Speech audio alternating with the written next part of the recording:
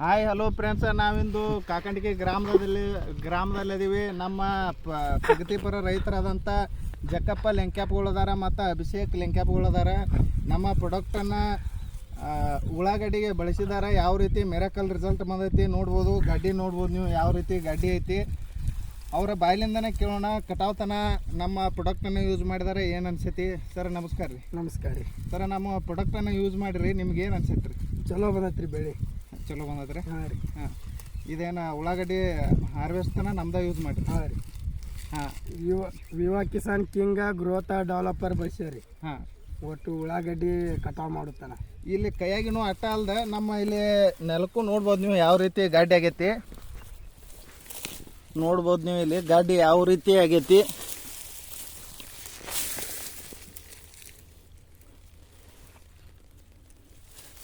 ಎಲ್ಲ ಕಡೆ ಒಂದ ಲೆವೆಲ್ ಆಗಿದೆ ಉಳ್ಳಾಗಡ್ಡಿ.